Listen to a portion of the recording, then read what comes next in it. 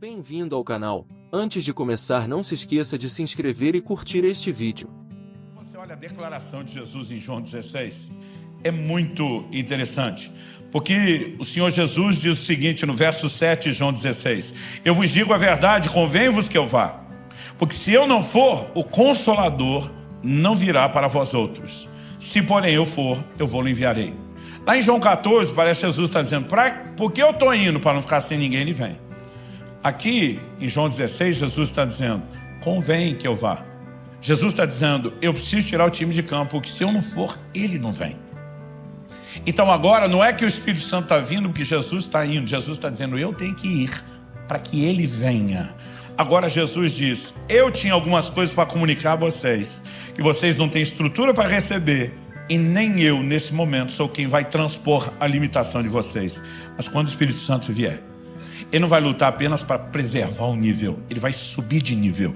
Ele vai trazer um nível de compreensão e entendimento que nem eu consegui colocar dentro de vocês. Nós não podemos diminuir a importância da obra do Espírito Santo. Em 2 Coríntios, no capítulo 3, a nova aliança é chamada de o ministério do Espírito. Porque tudo que vivemos do arrependimento, novo nascimento, toda a experiência de vida cristã é chamada a obra do Espírito Santo. A transformação do crente de glória em glória na imagem do Senhor é obra do Espírito Santo.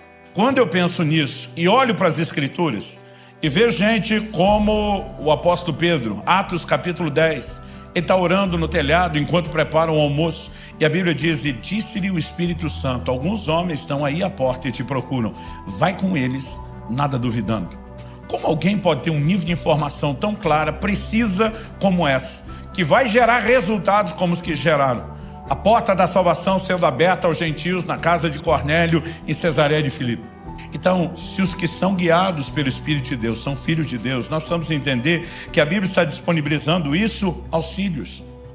Não é apenas um luxo, não é um acessório, é uma necessidade que todos nós temos de ser liderados pelo Espírito Santo. E algo que eu aprendi desde o início da caminhada foi que quando falamos da ação do Espírito, da liderança do Espírito, dos dons do Espírito, os resultados podem até ser espetaculares, mas o processo é simples. E aqui nós temos uma grande chave. Naquele dia ele falou, se você não entender a liderança do Espírito Santo, você não vai muito longe nos dons. E quando eu comecei a correr esse Brasil, orar pelas pessoas, vamos orar por enchimento do Espírito, vamos pilhar o povo para receber os dons, buscar os dons, mover nos dons. Um dia o Espírito Santo falou comigo, ei, se você quer efetividade em levá-los a andar no meu poder, priorize ensinar como eles vivem a minha liderança e o relacionamento comigo. Porque esse é o ponto de partida. Então eu lembro que naquele dia, aquele pastor olhou para mim e falou, deixa eu tentar te ajudar a entender como Deus salva. Ele olhou para mim e perguntou, você tem certeza da sua salvação? Eu falei, isso eu tenho. Ele falou, se você saísse pela porta da igreja agora e na rua, um caminhão, uma jamanta carregado te atropelar, se fizesse picadinho de você, ele foi bem dramático. Ele perguntou, você tem certeza que você está salvo? Eu falei, na hora. Ele falou, alguma vez Jesus já te apareceu? Dizendo, meu filho, eu mesmo te garanti com o meu sangue, tu está dentro. Eu falei, não, nunca vi Jesus. Ele falou, algum anjo te apareceu, te apresentando uma cópia do livro da vida, dizendo, está aqui no número de protocolo tal, apresenta na entrada. Eu falei, também não. Ele falou, você nunca viu anjo? Eu falei, nem anjo, nem o livro da vida. Ele falou, mas pelo menos você viu o céu? Te mostraram para onde você vai? Eu falei, não. Ele falou, então você nunca viu coisa nenhuma, não. Ele falou, pelo menos você ouviu uma voz de trombeta angelical, anunciando, chamando seu nome, dizendo que você é parte dos salvos. Eu falei, também não. Aí ele olhou para mim e falou, você nunca viu nem ouviu coisa nenhuma? Eu falei, não. Ele falou, como é que você sabe que você é salvo? Eu falei, eu sei, porque sei, porque sei. Se fosse hoje eu teria dito como é que eu sei, não sei, só sei que eu sei. Porque eu sabia que eu sabia que eu sabia. Eu só não sabia como é que eu sabia, mas que eu sabia, eu sabia. Eu só não sabia de onde vinha tanta sabeção ou sabimento. Mas eu sabia muito. E naquele dia ele falou assim, eu vou tentar te explicar pela Bíblia a fonte da sua sapiência, só para mostrar que eu aprendi a palavra certa. Não é sabeção nem sabimento. E ele me levou, nós lemos aí Romanos 8,14, ele me levou na sequência para Romanos 8,16, que vem assim, como eu disse, na sequência, onde a Bíblia diz que o Espírito testifica com o nosso Espírito que nós somos filhos de Deus. E diz como podemos saber que somos salvos, somos filhos de Deus. O Espírito testifica é sinônimo de testemunha. confirma com o nosso espírito que nós somos filhos de Deus. Então ele disse: Luciano, essa certeza que você tem dentro de você, ela veio por uma visão? Não. Ela veio por uma voz audível espetacular? Não. Como ela vem?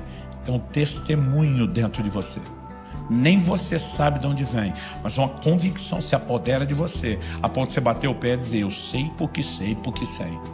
Deus decidiu falar não necessariamente por meio de uma visão espetacular, nem necessariamente por meio de uma voz audível, o que te faz acreditar que Ele não possa usar esse mesmo sistema simples para falar conosco no dia a dia.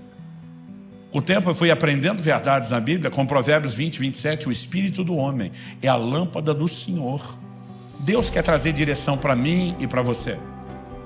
Agora, nós precisamos entender como a coisa funciona. E naquele dia, aquele pastor simplificou e falou: Luciano, aprenda a escutar seu coração. Ele falou: a frase sou estranha agora, mas principalmente em momentos onde você sabe que sua cabeça não quer fazer algo, vai ficar fácil perceber que aquilo não vem de você. Aquele pastor naquele dia falou para mim: Luciano, o testemunho interior merece a nossa atenção. E eu comecei a lembrar que meu pai falava disso. Em outras palavras, meu pai dizia: não estou com paz para tomar essa decisão. Tomei essa decisão porque estou sentindo paz. Eu perguntava: pai, o que é esse negócio de paz? Ele estava a declaração de Paulo aos Colossenses: seja a paz o árbitro, o juiz nos vossos corações. E diz: a paz é uma espécie de confirmação que o Espírito Santo traz, de que é para avançar. Ele falou: eu leio aquilo como fosse um semáforo com um sinal verde. E diz: mas a falta de paz, normalmente para mim, é como o sinal vermelho do semáforo. É algo que está me dizendo: para, não avance. E eu comecei a prestar atenção no fato de que o testemunho interior é o que Deus quer usar. Porque Deus quer falar comigo, com você, de forma simples, mais simples do que imaginamos. Eu vejo o tempo todo as pessoas dizendo: Deus não fala comigo. Eu digo: será aquele que não fala ou você não entende como ele fala? Todo culto você vai ter um treino. Quando chega a hora da oferta, duas vozes vão falar dentro de você. Uma diz: dá nada não, vou dar essa nota menorzinha da carteira. E a outra vai dizer: dá sim, pula, pega a outra. Eu lembro de um dia que eu falei para uma voz falando pode ser a sua, a outra não. Considerando que nós dois já sabemos qual é a sua, seu avarento, falei para ele. Ele não era muito empolgado para dar, ele mesmo admitia isso. Eu falei: de quem a outra voz está sugerindo que você dê? Aí ele, querendo simplesmente assim se esquivar, falou: será que é o diabo? Eu falei: só se ele converteu. Para fazer campanha, para você investir no reino de Deus, só se ele converteu. Agora, se ele age de forma tão simples, por que é que nós complicamos isso? Eu não estou aqui sugerindo que toda vez que você for atravessar a rua, você tem que dobrar o joelho e perguntar: Espírito Santo, atravessa aqui na faixa ou mais ali na frente. Eu não estou dizendo que você tem que acordar toda manhã, ficar meia hora orando em línguas na frente do guarda-roupa: Espírito Santo, qual é o look do dia? Embora honestamente, me permita com muito amor dizer que algumas de vocês, irmãs, podiam orar um pouquinho mais antes de se vestir.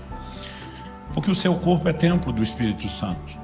E você deveria zelar por isso. Mas, sabe, eu não estou falando que você tem que ficar toda hora procurando aquele desespero de ouvir alguma coisa. O que nós precisamos é de um coração sensível.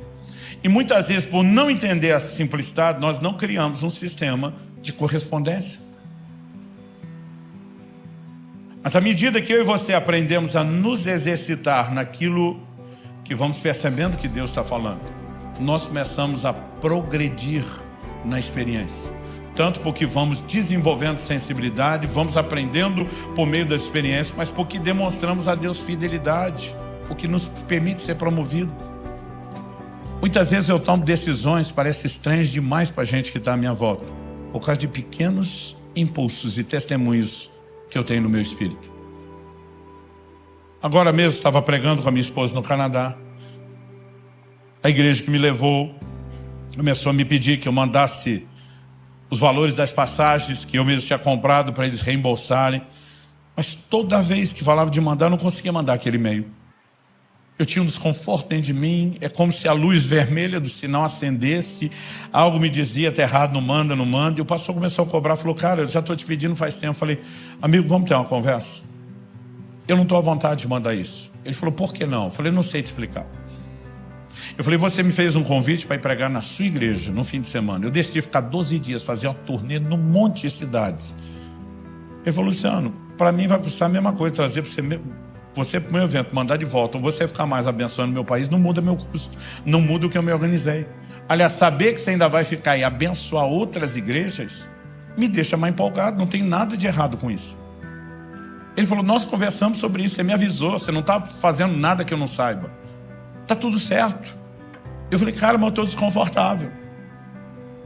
Ele falou, olha, pelo menos tais e tais igrejas que eu já sei onde você vai, eu não quero que você cobre. Eles estão começando. Eu prefiro que nossa igreja está estruturada, que abençoe a deles. Falei, eu não sei o que eu vou fazer, só seja paciente, espera eu chegar aí. Quando chegamos, ele falou, e aí, o que vamos fazer com as passagens? Falei, honestamente, não sei. Eu continuo desconfortável. Ele falou, então vá falar com Deus, porque comigo você não tem um problema. E eu fui orar, falei, e aí, Deus? O que está me parando quando eu vou mandar esse e-mail? O Senhor me disse, você não vai deixar ele reembolsar nada. Falei, como é que é? Ele falou, você vai ofertar as passagens. Falei, como é que é? Falei, eu não estou a passeio. Se eu quisesse passear, não estava aqui com -9, nevasca. Eu estava em outro lugar mais interessante. Tua palavra diz que ninguém vai à guerra à própria culpa. Enquanto sua mente está lutando contra aquilo, você sabe que não é a sua mente que quer pagar aquilo.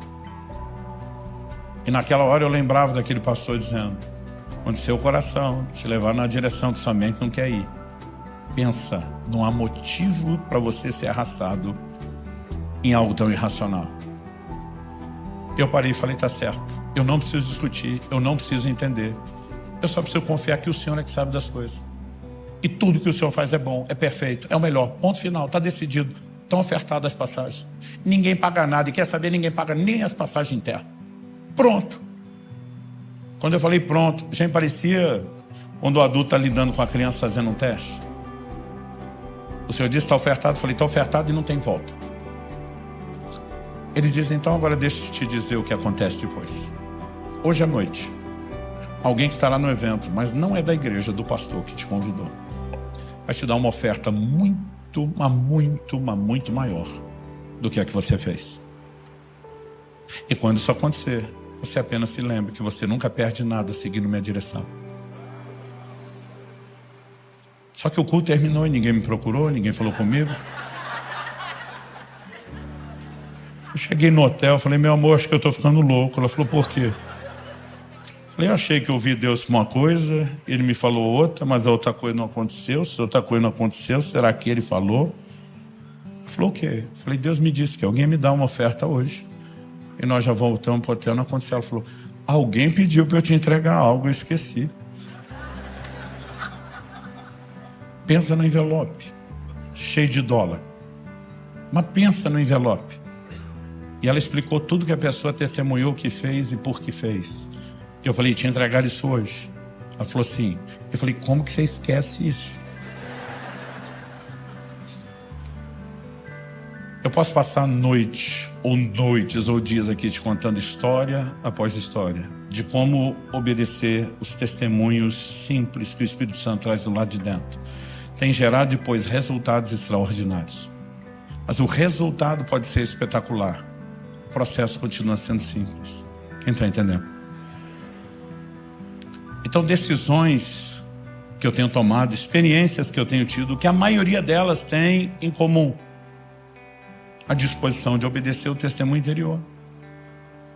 Muitas vezes Deus tem que ter o plano em cima daquilo que nós fizemos de errado para consertar a gente. Não que ele queria isso. Paulo adverte antes do navio que iria levá-lo para Roma, sair de Creta. Ele diz, é melhor ficar nesse lugar.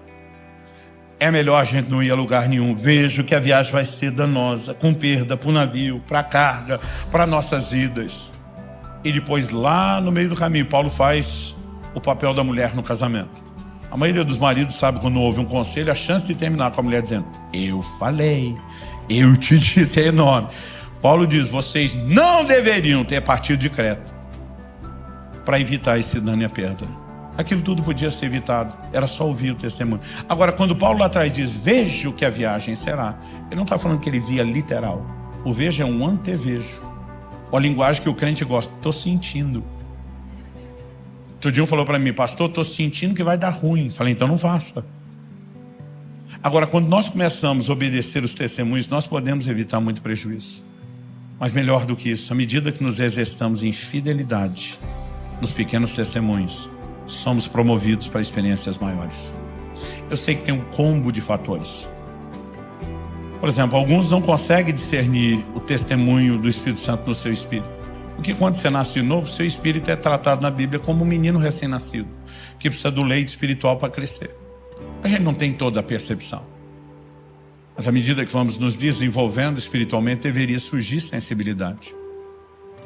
Um outro diferencial é o seu próprio envolvimento com a palavra. Hebreus 4:12 diz que a palavra é como uma espada afiada de 2 gumes, que penetra ao ponto de dividir espírito e alma juntas e medulas. E ela é apta para discernir os intentos do coração. Ela, além de trazer à tona o que está dentro de nós, ela separa espírito de alma. Espírito é o lugar onde Deus fala, a alma é o lugar das suas emoções e pensamentos. Quanto mais eu e você nos envolvemos com a palavra, mais nós conseguimos separar o que é a gente do que é Deus falando. Quem está entendendo? O apóstolo Paulo disse: se eu orar em línguas, meu espírito ora. Quando eu e você gastamos tempo orando em línguas, eu aprendi há muito tempo atrás a fazer isso diariamente. Quanto mais eu e você oramos em línguas, mais nós exercitamos o nosso espírito e desenvolvemos uma sensibilidade para perceber o que Deus está falando. Eu sei que é um combo de coisas, não vou limitar uma. Mas à medida que eu e você vamos nos exercitando no testemunho interior, muito do que eu falei está sendo praticado e nós seremos promovidos. E a chave para viver o sobrenatural não é que alguém tenha que botar a mão na sua cabeça e a unção tenha que vir como um raio sobre a sua cabeça. Mas o que eu e você precisamos é de sensibilidade à direção dele. E à medida que correspondemos, ele vai fazendo as coisas. Ele vai nos guiando, ele vai nos conduzindo. Quem está entendendo?